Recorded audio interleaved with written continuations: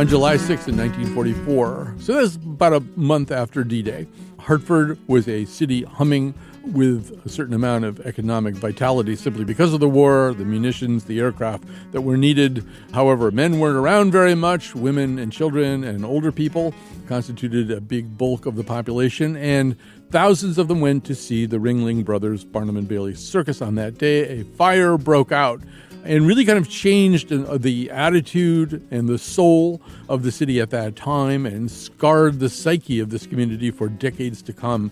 We're going to talk about a play about that circus fire and about the fire itself.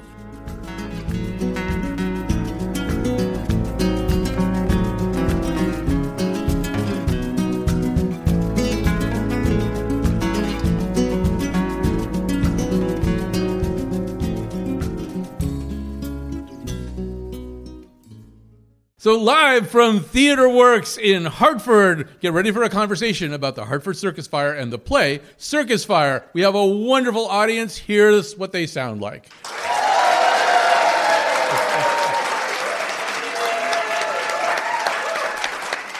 And on stage with me, I'm privileged to have Jacques Lamarre, who is the toast of the town these days, playwright and frequent guest on The Nose on our show, who co-conceived and wrote The Circus Fire. Also, Rob Ruggiero, the artistic director at TheaterWorks and a co-conceiver of Circus Fire. You're also, yes, both of them, yes. You also hear twice during this show portions of a recorded interview that I did with Charles Ericson, a 95-year-old survivor of the Circus Fire. So most of the people sitting here, I think, have probably seen the play by now. But for the people listening on the radio who haven't, we'll just do a little Circus Fire 101. Jacques, maybe you can get us started here. So it's July 6, 1944. Tell somebody what happened. So July 5th and 6th, Ringling Brothers Barnum and Bailey Circus was coming to Hartford for its usual 2-day stand, doing 2 shows on Wednesday, July 5th, and 2 shows on Thursday, July 6th. The train was late. I don't know if it was late in departing Providence or got delayed somewhere along the line, but they arrived in Hartford late and did what was considered a no-no, a superstition, a bad superstition. They blew the matinee on Wednesday the 5th. And so they were not prepared for that show. They canceled that matinee. They did move forward with the evening performance on the 5th, and then the matinee on the 6th. And thousands of people went to the circus that day. And the performance was about 20 minutes into the matinee. There is a light that is noticed on a side wall of the tent, a circle of light. Not noticed by everybody, mainly because everyone's looking up, but there are people who notice the circle of light, and then it gets bigger, the shape of it changes, and it's moving slowly up the side of the tent. And then there are people who see it but think that maybe it's part of the act, or that they know that it's a fire but it'll be put out or what have you. But once it hits the roof of the tent, it goes crazy. And I'm sure most of you know, if you've seen the play, you know, but the circus waterproofed the roof of the tent with a mix of paraffin wax and white gasoline. Now, they maintained at the time that they were not able to fireproof the roof of the tent because of the war effort, but the fact of the matter is they never fireproofed the tent. So the tent became fully engaged by the fire, and depending on who you chat with, there's a lot of things that are inexact about the history of the Circus Fire, but give or take 8 minutes, the entire tent was consumed and collapsed. Underneath the tent, the attendance figure has ranged, I've seen as low as 4,000 to up to 10,000, with it being a sold out. If the tent was full, a sold out tent would have been 10,000. It was not sold out. There are different people who qualify, probably closer to about 7,000 to 8,500 people under the tent. So the tragedy of losing, and again in exact numbers, 167 or 168 people died during the fire. I think when you put it in perspective, that also means that thousands upon thousands got out alive. There were hundreds who were injured. A number of people jumped off the backs of the bleachers. Some people ran down. The biggest source of tragedy, I think, is those metal chutes. A lot of people ran back towards the exits that they came in, and those exits were blocked by those telescoping metal chutes that were used to get the animals in and out. There were wooden steps placed over them as people were entering the tent. When people were entering the tent, they were already in place. But the rush of people against those things. There were people who were tossing their children over. There was a guy named, his last name is Curley, Curlee. Bill Curley. Bill Curley, who stayed behind and boosted kids and got them over this chute. And he actually got caught, and sucked under. And he died there after rescuing a lot of kids by tossing them there that way. Also, do we believe the story that the panther didn't want to leave, didn't want to go down the chute? Well, there was, there are several books on it, and the books are where I did most of my research. That two cats found themselves in the chute and they hated each other, and you can imagine the pandemonium and everything. So there are stories of people handing kids over, and the kids almost get clawed by a panther or a lion, but there's a lot of stories. There's a lot of mythology. Yeah, a lot of mythology. But the reason I bring up the chute is one of the chutes in particular, I believe the Northwest chute, there were 60 bodies piled up there that were found dead after the tent. So if those chutes had not been in place, even fewer people would have died. And not everyone died because of burns. A number of people died because they were trampled. Some people got out alive and later died at the hospital. So it wasn't all 167 or 168 on site, but that's a good Circus Fire 101. That's a good place to start. And let's give you a little flavor of, in fact, as I mentioned before, somebody who did not die that day. His name was Charles Ericson. He talked to me last week, and let's hear a little bit of that. I noticed a fire which started to my left at the entrance of the tent, and it was spreading rapidly across the top of the tent. It was utter chaos. People were rushing, pushing each other, knocking each other over. Some people were being trampled. After I had a quick look, my first reaction that I remember was, there's no way we're going to get out of here going down on the floor of the tent.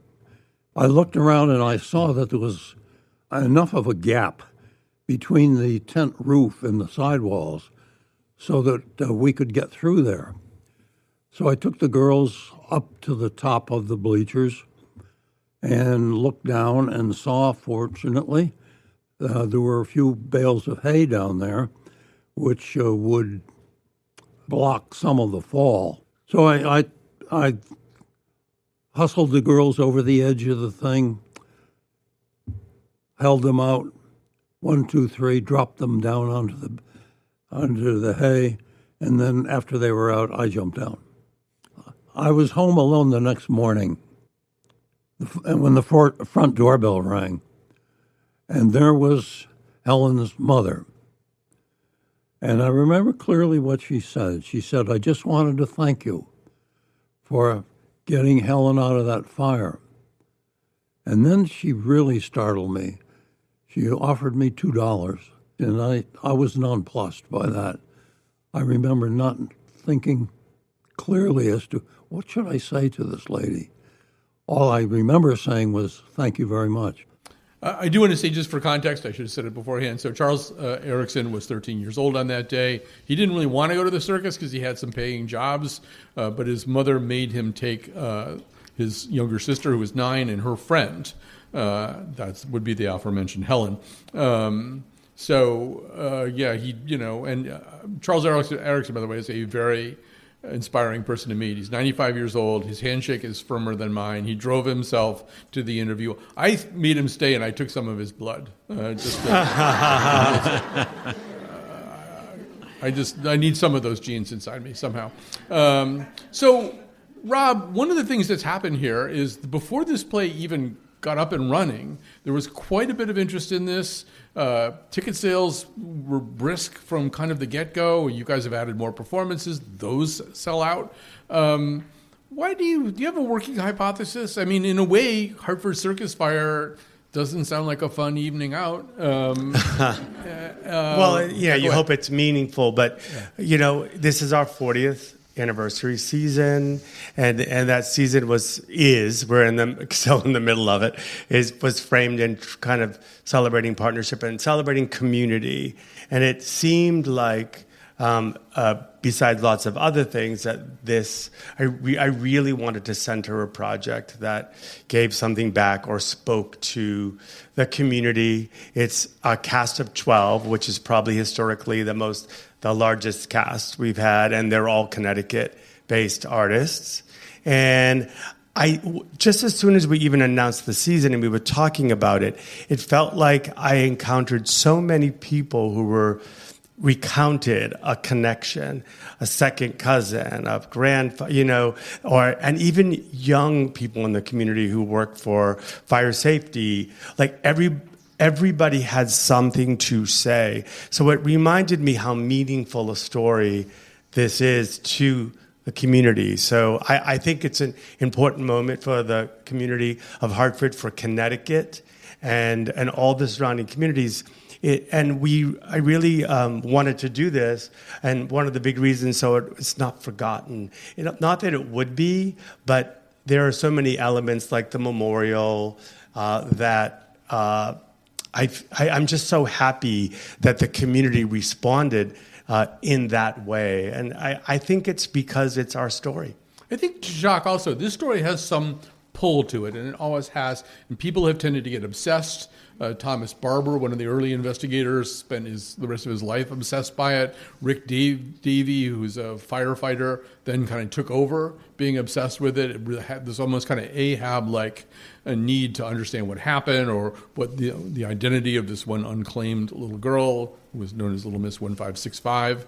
In fact, Rick Davey, one of the ways that he got interested as a firefighter, his chief made him go give a talk to the Burns School about the fire, and he couldn't gather enough material together. And it turned out the kids had gotten obsessed with it, and they knew way more about it than he did, and he felt a little embarrassed by that, and he really began to study it more and more. But Jacques, it has a pull. There's something almost kind of very atavistic about the reason we can't quite turn away from it. Yeah, I am one of the people that I would add to that list of people who are not even just obsessive, but really devoted to the history of it, is Mike Skidgel, who runs the Circus Fire 1944 website.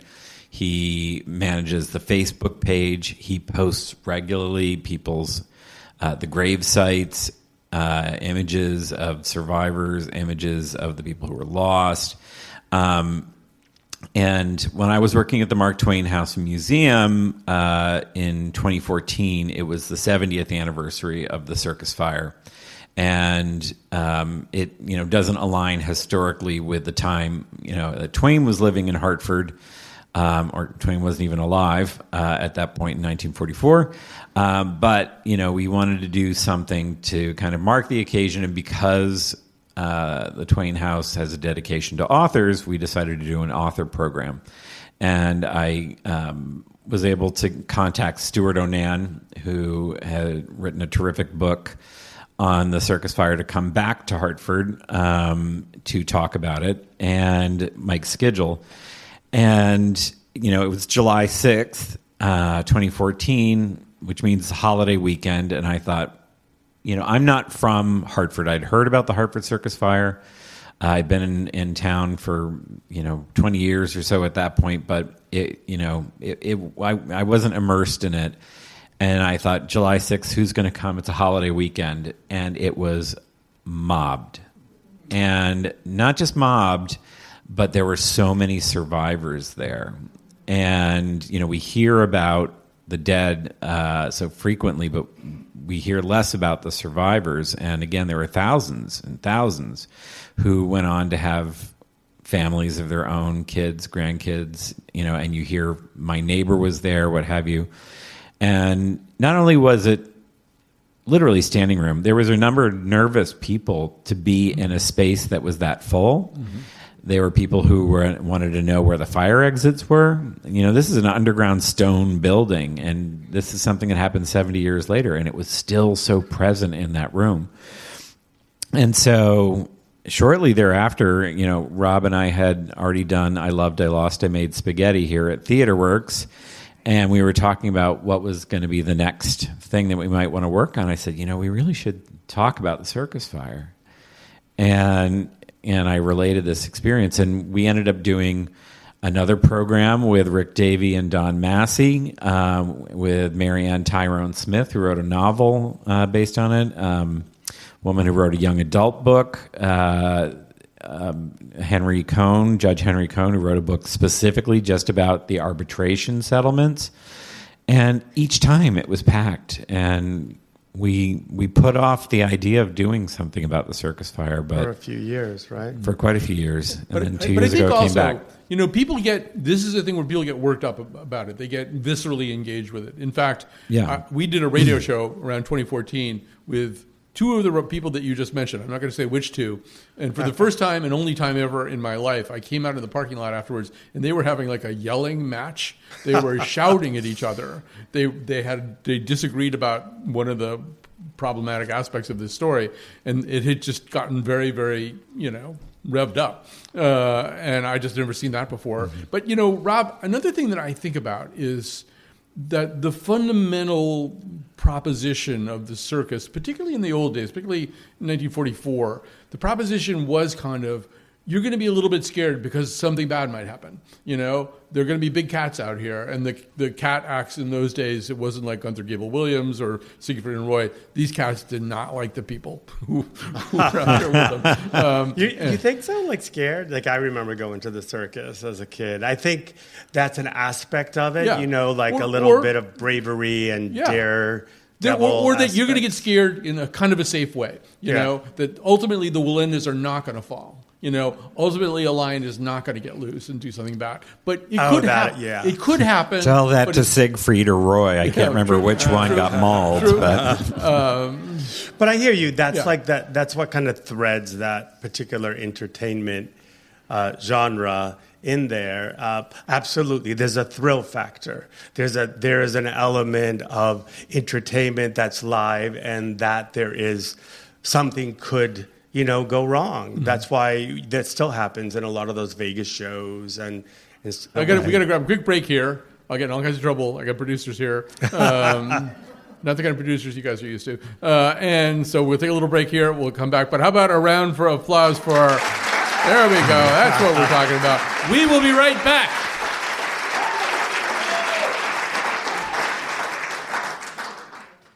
We are back. We are back here at TheaterWorks with Jacques Lamarre and Rob Ruggiero, the co-creators of Circus Fire, a play about the Hartford Circus Fire in 1944. One thing that didn't get said at the beginning there, too, the fire happened almost exactly a month after D-Day. That's where the country was while this was happening. You had about 16 million people total, I think, served as troops, American troops, during World War II. So, and Hartford, because of the aircraft industry and the munitions industry, was a bustling town at the time, too. It was just a very different world, I think, than maybe what we behold these days. And also the people who weren't necessarily involved in the war effort, they're having to deal with rations. Mm-hmm. And so it was a treat to go to the circus at that time. You had to make the effort and the expense to be able to go enjoy this. But it was such a symbol of hope and joy coming to Hartford. Let's hear just a little bit more from our friend Charles Ericson. We have just a little bit more from that interview where he talks about what it was like when the panic broke out. I had not previously seen people in a panic mode, and it was an awkward place to have it happen because of the arrangement under the tent. You had the bleacher seats, and the people were, like we were, elevated a little bit off the floor. And there were a limited number of ways you could go from where you were sitting down to the floor of the tent. So what I learned was that it was every person for him or herself. And there were no holds barred. They were pushing and shoving and trampling.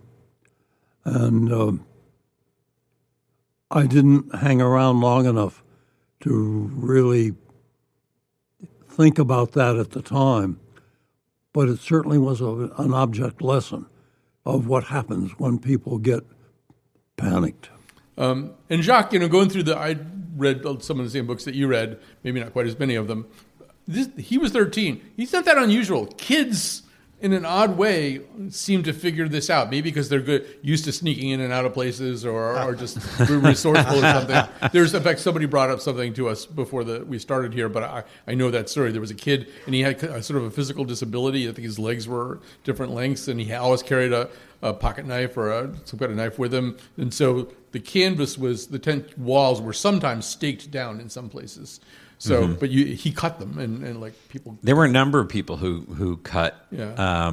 There were people who were going up the top and jumping down. There were people sliding down ropes. There's one story in Stuart Onan's book about a guy who's trying to get to his wife, and he's swinging a chair like a machete to get people out of his way. The level of ingenuity versus desperation is pretty stunning. We had a Share Your Stories event early on, and there were a couple of survivors there. And I remember one of them shared that the biggest mistake was you instinctively go the way you came in, and those were the biggest obstacles. People who had the kind of breadth of foresight to go towards the walls or the canvas walls and the exits got out much faster. I do want to say one of the biggest questions as we were approaching the play was how realistic or not realistic do we want to lean into the experience of the fire? And I really just put my faith completely in Jared Mazzacci, the director, to interpret it. And I feel like he's done such a beautiful job of creating the sense of the fire without creating a sense of danger to the audience that's actually there. And so if you haven't seen it yet and you were worried, because I've had people reach out saying, there was a fire, I lived through a fire, what have you, I'm very triggered by it and whatnot. And some have made the choice not to go, but the people who have, I think, really appreciate the artistry of how he interpreted it. So, when that many people die and that many people are also badly, badly injured and burned and things like that, it's hard for any one story to stand out. But one does, I think, and it is the story of so-called Little Miss 1565. This is dealt with extensively in the play. And Jacques, say a little bit about how you decided to deal with that. I mean, there are, I mentioned this firefighter, Rick Davey, who became obsessed, and I think Barbara before him was obsessed too. How is it possible that there's this beautiful little girl, and she, although I believe she was trampled to death, her face was intact, and you could very intact. When they exhumed her, they found a hole in her skull, which indicated that she had been trampled. Yeah. So she wasn't burned beyond recognition. The heat may have altered her appearance to an extent which creates a bit of a historic discrepancy with her aunt going to identify her and saying it's not her. Right. And one of the things that I wanted to be careful about is there's not a concordance of agreement as to Little Miss 1565 being Eleanor Cook, which was the findings of Rick Davey and his research. Based on that, she was exhumed. Her body was moved from Northwood Cemetery up to Southampton, Massachusetts, and reunited with her brother Edward, who died in the fire, and would be joined later by her mother Mildred, and most recently Donald Cook. Although I don't know if he, the oldest brother, is buried with the family in Southampton. I think he was out in Ohio by the time he died. He was in Iowa, actually. Iowa. Yeah. But I knew that there are two big mysteries that the Circus Fire has persisted over the decades. One being the identity of Little Miss 1565, which was thought to be resolved in 1991, but there are people who don't agree. Stuart Onan is one of those people. Stuart Onan, yeah, and he really did a number on Rick Davey in his book, which is unfortunate because it really kind of took away from Rick's achievement. I don't want to be like, I don't have a horse in the race. I don't know enough, even though I've read both books. And I know that there are people who firmly believe. One of the people who came to our Share Our Stories event was adamant that Eleanor Cook is Little Miss 1565. Don Massey is adamant that Little Miss 1565 is Eleanor Cook. And the Cook family, in the persons of Mildred and Donald, accepted that this was their daughter or sister. The other being, how did the fire get set?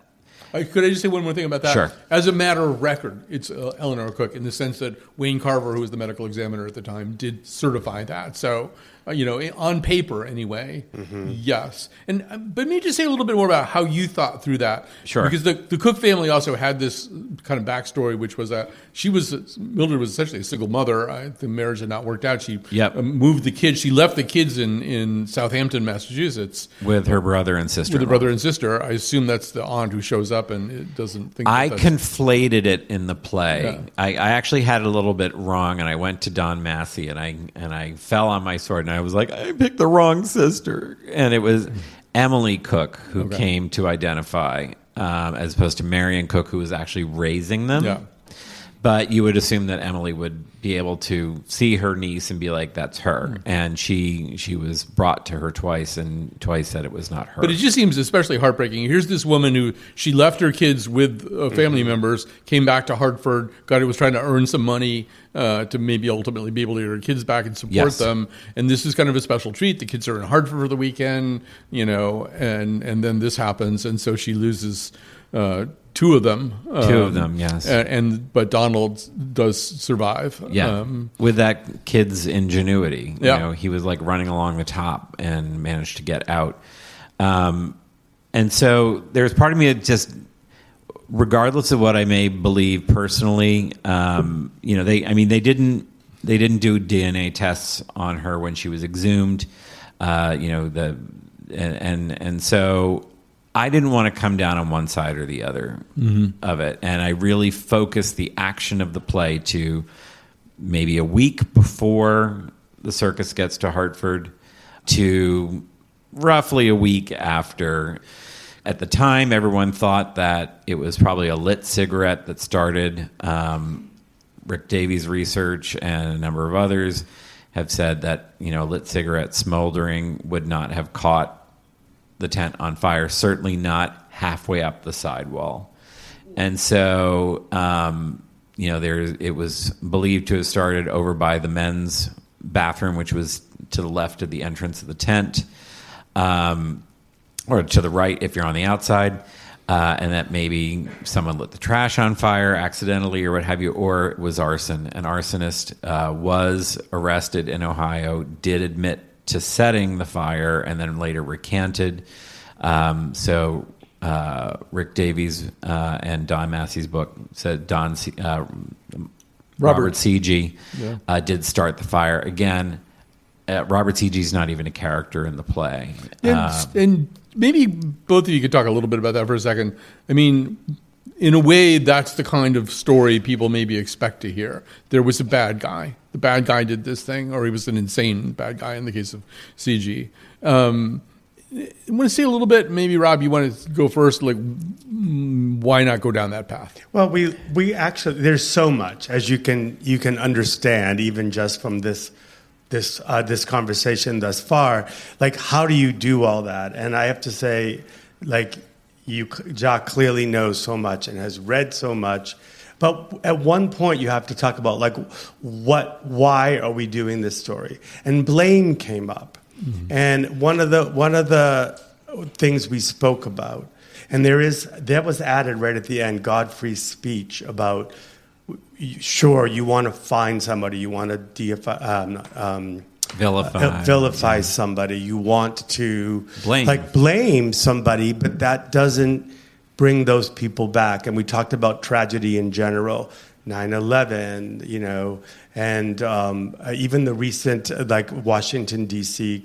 helicopter and plane crash, and how much grief wants you to find the thing or the person to blame, but that ultimately doesn't change that it happened.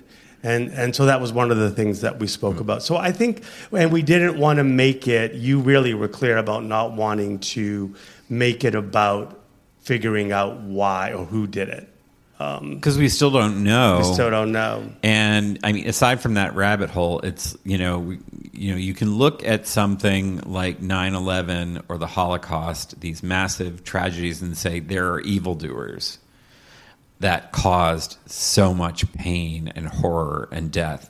And then you can look at something like Titanic, not the film, because there are some, Snidely Whiplash characters in that. But this is a story we went into saying, maybe the fire was set, and maybe that person, or that person was likely mentally ill or what have you. Could they have had any sense of what they were about to unleash?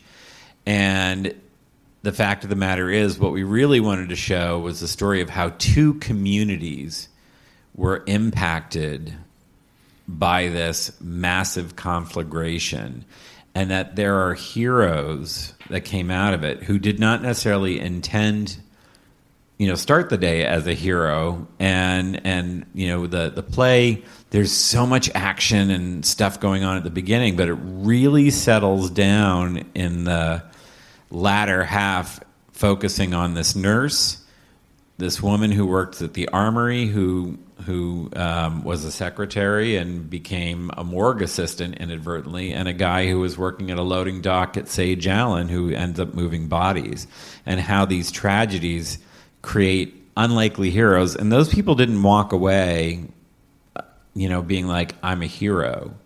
But they stepped up and they played their role as members of this community. And there are people on the circus side of it as well.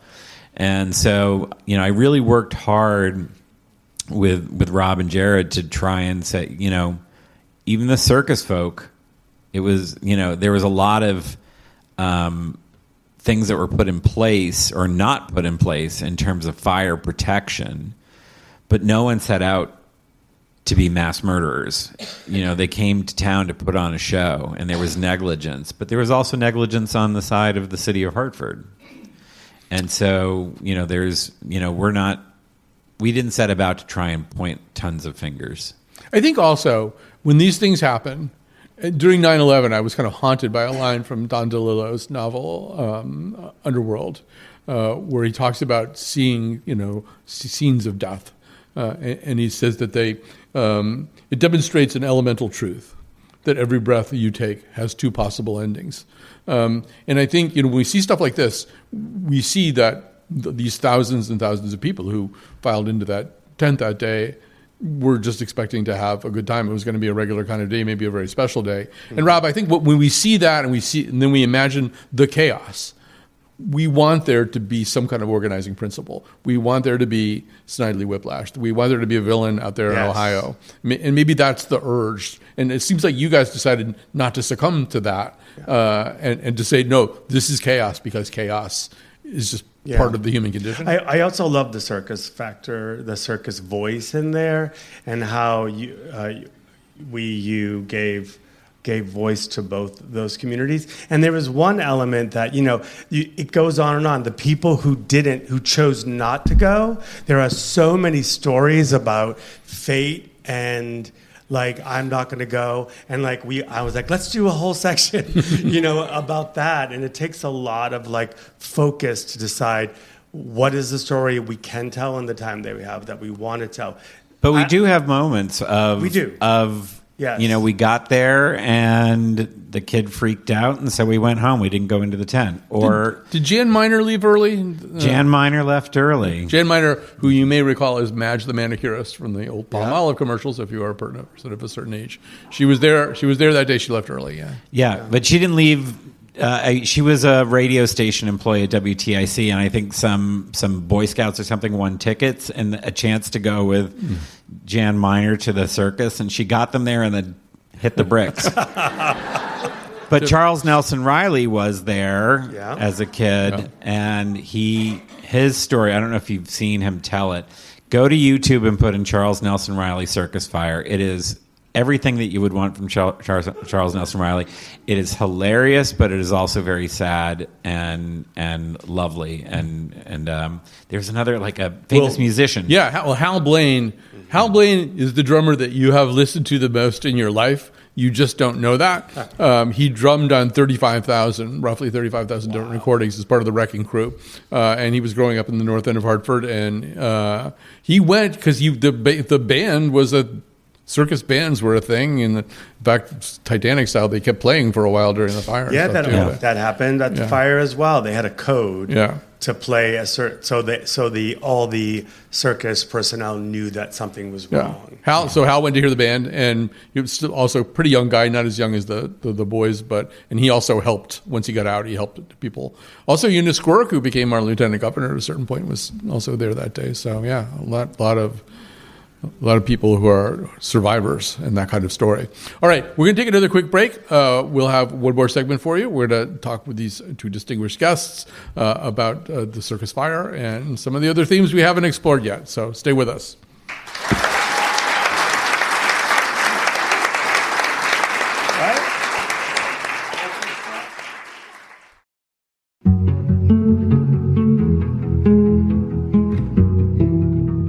A quick disclosure here. TheaterWorks Hartford is an active underwriter of Connecticut Public. Now back to the show. So we're back. I have some thank yous to say, more than usual, because the wonderful people at TheaterWorks have helped us make this possible. That's where we are right now. We're in TheaterWorks. I mean, it's a little complicated because we're at TheaterWorks. The play is not being done at TheaterWorks. It's being done on High Street at the Foot Guard place. But that means the stage is free for us, I guess.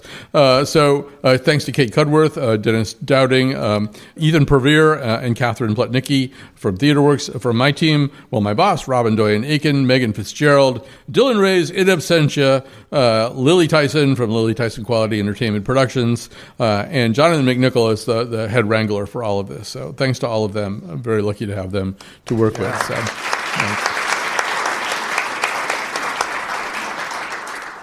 So during the break, you guys just told me something. It's really interesting. So when you opened, there actually was a circus in town. So get that story started.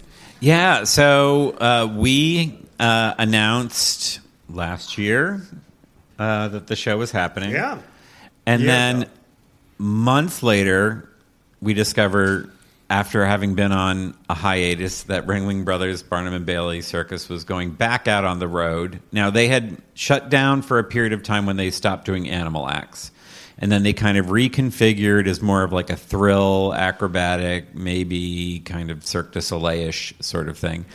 And then they took a few more years off and decided they were going to be coming back to Hartford the same night that we opened.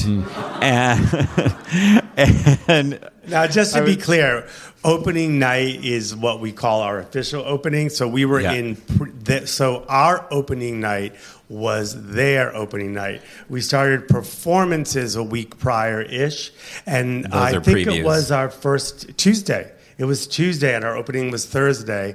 And I was there. Well, you weren't there, right? I wasn't there. I was there with a talk back with Jared Mizrachi, the director of multimedia. We start this conversation. It's really meaningful. And then there were two people like right over there, and one of them raised their hands, and she was like, "Do you want to say something?" He's like, "You should say it." "No, we shouldn't." And they're like, "We're from the circus." And they were so touched and affected by the story that talkback went long, but we were so happy that they came and they stuck around. They weren't aware of the history. They didn't know about the fire, and they loved learning about it. They were talking about how protective they are of the brand, and I think that they were concerned that maybe they were going to come into an environment that would be hostile towards them. And again, we worked very hard to have the story. I mean, it's really Hartford's story to an extent, but the way that we tell it. But I really try to give voice to the circus, and it really touched them. And then the next night, I was there, and there were two trapeze artists and a clown, not in costume. The clown had already read the book, Stuart Onan's book, and was aware of it. I'm not sure that the trapeze artists, I didn't get to talk to them afterwards to see how they felt about it. But there was a lot of buzz among the circus community because they didn't know that the show was going on when they came to town. I love circus people. I've interviewed a lot of circus people over the years. I interviewed 40 years ago, Dave Hoover, who was the old kind of lion tamer, where the lions really did want to kill him every single night. He told me, he said, they hate me, they want to kill me, and they'd kill me every night if they knew they could. They just think I'm God, and they can't do anything about me. And then much later, I interviewed these two beautiful Bulgarian women who were traveling with Ringling, and their husbands and sons had this act where they would just jump onto very fast-moving horses, which meant that they probably weren't going to be able to have children. So these two beautiful Bulgarian women were there, and they, just to pass the time, they had developed this poodle and pigeon act, where the poodles would walk around on their hind legs with their arms out like this, and then these pigeons, who'd been like dyed various pastel colors, would sit on their arms and get on their heads. And so I was backstage with them, and I said, "What's the hardest thing about your act?" And there was this conversation that went on between the two of them in Bulgarian, and then finally the daughter turned to me and she goes, "The hardest thing about the act is to get the poodles to stop eating the pigeons." Oh my God. Which is what I would have guessed was the hardest part of the act. But that leads us into a slightly more serious territory, which is part of the thing that's there being dealt with in its early stages in the play, is what's going to happen to the circus. This is a national story. And they are being penalized by the state for what they've done. They are also getting out of town as soon as they possibly can, going down to Florida. Maybe say a little bit about that, how Ringling ultimately regrouped, and because they want to still be the circus. We should talk about the financial deal. Oh, yeah. It's remarkable the way that the state of Connecticut or Hartford handled it, because it could have gone a different way. Yeah, I mean, it was well within Connecticut and Hartford's ability to put an end to the circus at that moment. You know, and it wasn't like the circus like beat feet out of town. They were not allowed to leave while inquiries were being made and while the preliminary investigations were being done. But I think in its wisdom, whether or not it was at a state level with Meade Alcorn and Ed Hickey and Governor Baldwin, or if it was with the mayor, they knew that if they put the circus out of business, that the circus had a $500,000 Lloyd's of London insurance policy, which was not going to cover the damage and the loss. And so they worked out, and someone rushed up to me at a talk that I gave at the Town and County Club and said that every attorney, and I can't even imagine this, every attorney had to agree not to sue the circus. so that the state could work out an arbitration settlement that would work for everybody. So instead, lawsuits started to be filed, but they all had to agree. How are you going to get all these attorneys to agree to leave money on the table? But this is part of how the city and the state went for the greater good.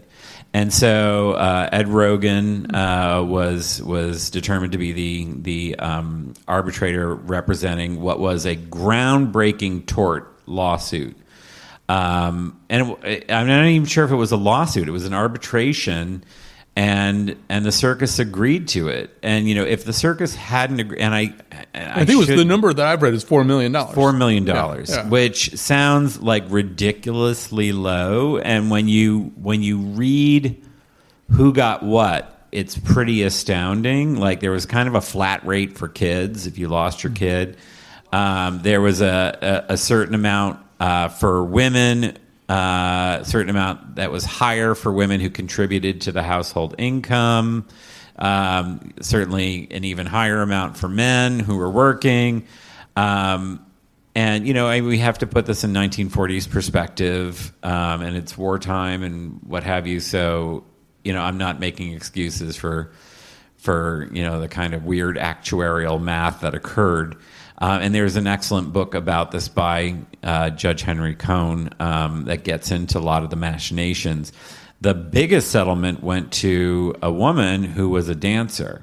I want to say from West Hartford. I think she got $150,000, but the amounts went down to $4,500 for kids, I think. But what happened or is 6,000. If they had demanded all that money be paid immediately, they wouldn't be able to pay it, so it would have closed. Right. So they came up with a deal where they had a multi-year payment, and they honored it, and we got there, and everything was paid. Yeah, we should say Everything was that paid. Ringling went back out on the road the following year with a new tent, which was at least advertised as fireproof, and they had their biggest year ever, I think. They went back on the road initially without a tent. And were okay. performing in the open air. And one of the things that helped save them was Cecil B. DeMille making The Greatest Show on Earth, which is not the greatest film on earth. But I highly recommend you watch it because you get to see what the big top looked like. I mean, it's all MGM'd out and whatnot, but there are a lot of acts, including people that are featured in the play, like Emmett Kelly and Merle Evans, who is the bandmaster. And you can get a sense of what made that experience of going to this massive tent so special. All right, so we do have a mic, and there are going to be a lot of hands up here, I think. Right there. I was a rookie police officer in the late 60s, and my field training officer took me into Northwood Cemetery at 3 o'clock in the morning and pointed out the little grove, and he said, "This is Little Miss 1565 and her unknown mates." And for the rest of my career, whenever I worked a midnight shift, I would make a point of going through there at one time, and it was like a religious experience. And even to this day, the grove is there, and if you drive through Northwood Cemetery, it's easy to find, and just see what the feeling is. It's there. And I think, Jacques, you would know this. I think for a long time, either police or firefighters or both would put flowers on the graves there on July 6th, Memorial Day, and Christmas. It was just like a regular thing. That flowers would be left. These two particular officers, Barber and Lowe, would go on Christmas and on the anniversary, I believe, and Memorial Day, I think, was the Memorial other day. Day. Yeah.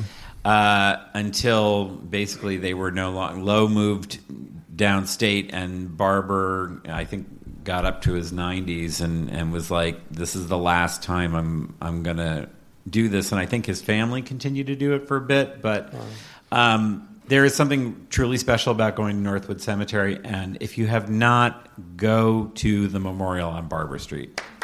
Yeah. We're going to have to, unfortunately, end it there. We're going to end it for the purposes of the show right here. But first of all, thank you all for coming out. Thanks to these two gentlemen here. Thank you, TheaterWorks. And thank you to my team. Thank you. Drive safely. Have a great night. Thank you.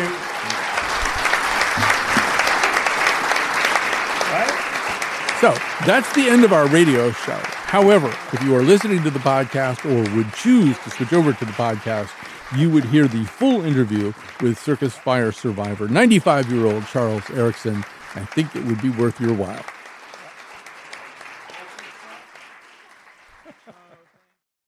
As we got ready to do a show about the Hartford Circus Fire and the new play about the Hartford Circus Fire, we got a very interesting email from someone who wanted to tell us about his father, who had survived the Hartford Circus Fire.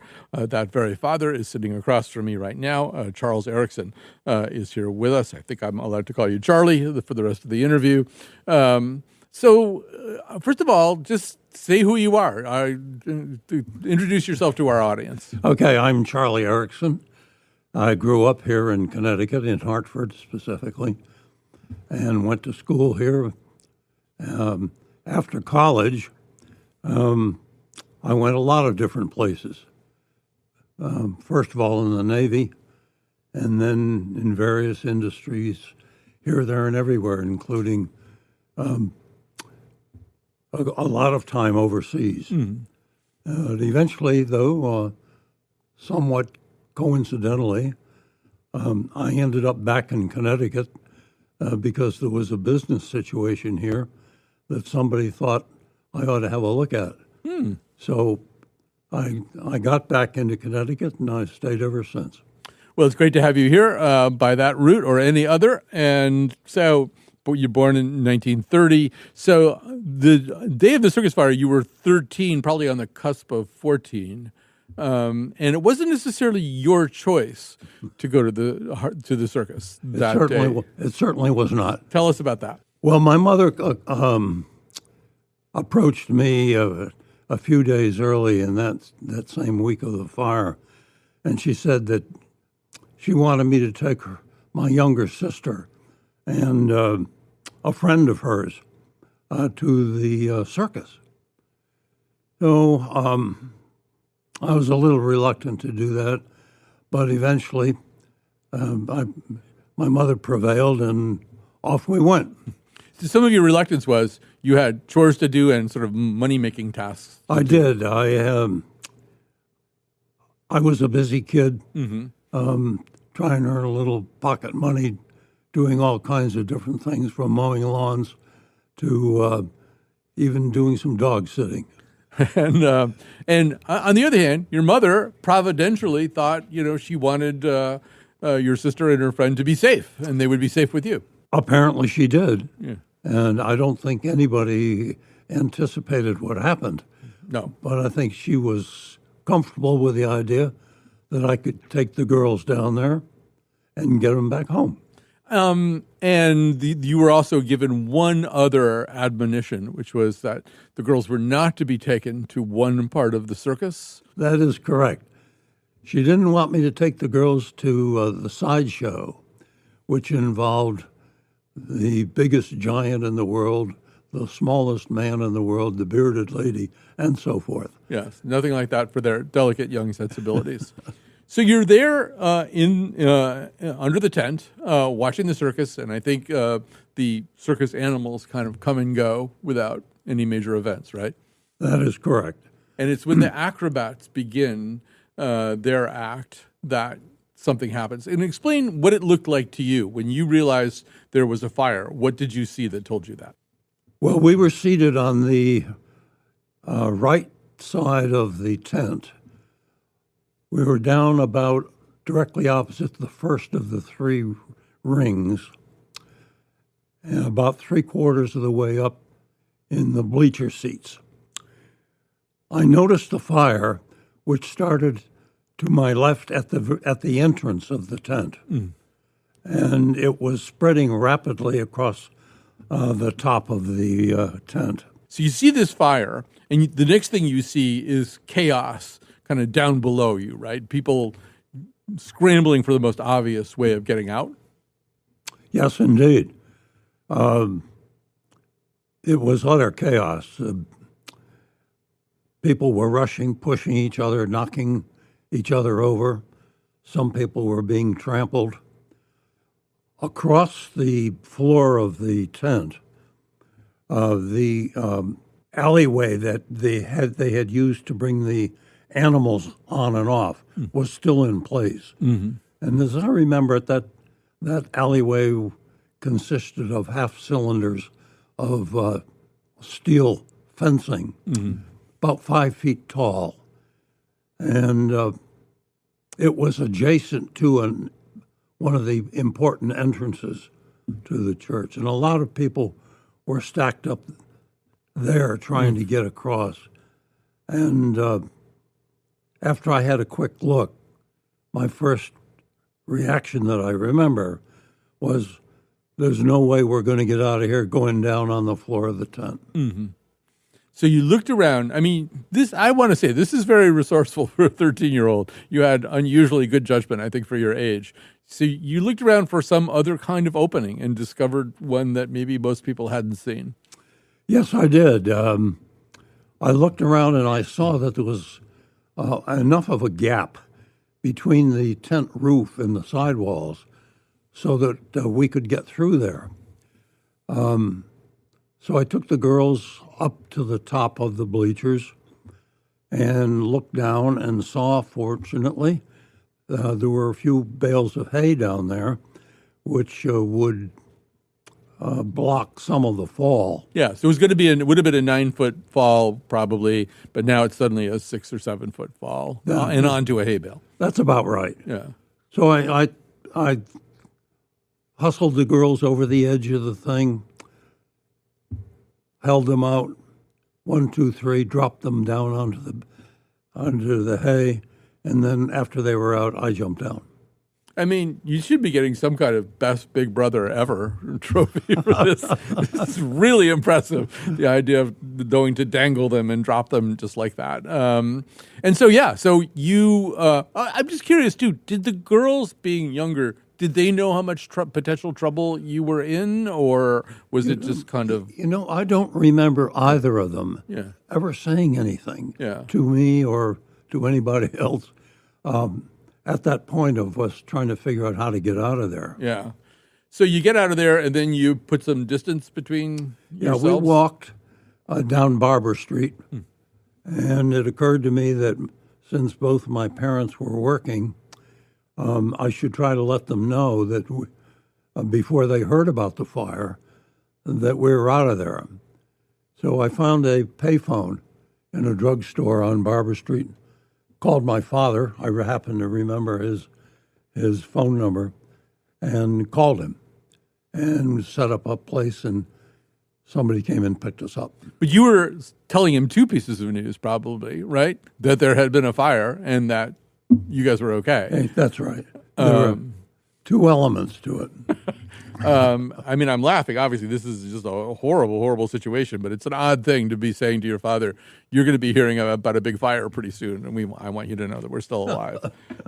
So then what happens? You just go home and...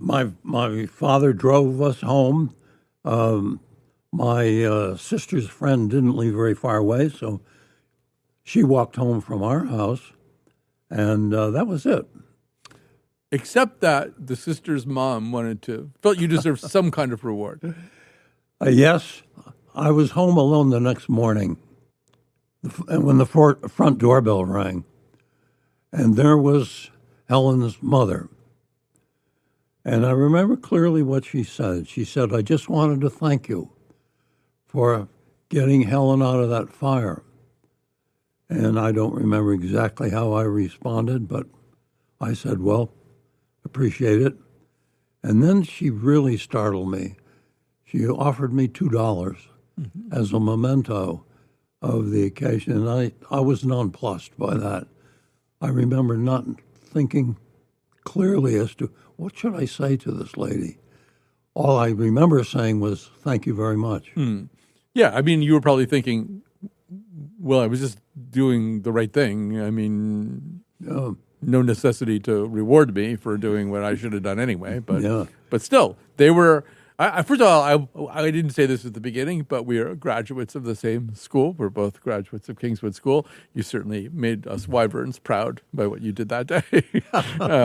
They were lucky they got you instead of me. I don't think I would have figured things out the way that you did. So, we were talking about this before we really started formally doing the interview, because I think a lot of people would, as they got older and realized how close they'd come to death, and having those images, you should pardon the expression, seared on their brains, that this would be sort of maybe something they'd have to wrestle with, either in nightmares or trouble falling asleep, or what we now call post-traumatic stress syndrome, where you experience something that's a little bit similar and it triggers all these memories. You really haven't, as I understand it, had those things. No, not a bit. I just apparently accepted it as something that happened, but it had no lingering effects on me in terms of anxiety or bad memories. Well, the one thing that you've said, and it's also there in the memoir piece of yours, the essay that I read, you said you learned things about human nature that day. I think I know what those things are, but say what you mean by that. What I mean by that is that I had not previously seen people in a panic mode. Mm-hmm. And it was an awkward place to have it happen because of the arrangement under the tent.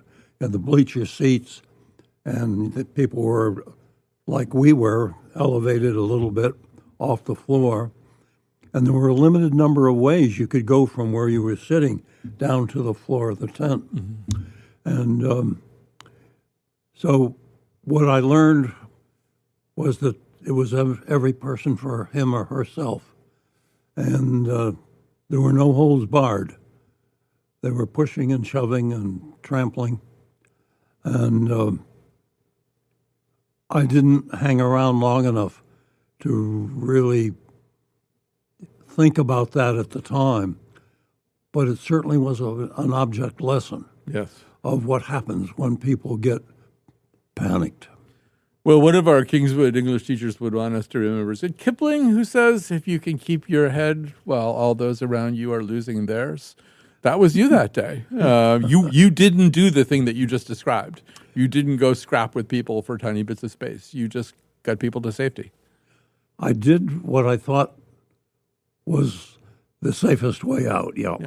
When we're leaving the building today, I'm going to follow you no matter where you go, because you know how to get out of places. But also, thank you so much for coming in and sharing this story. What an invaluable resource you are to have somebody who remembers things so clearly, so vividly. What a great story, too. So thanks for being part of the show today. My pleasure, Colin. Thank you for having me.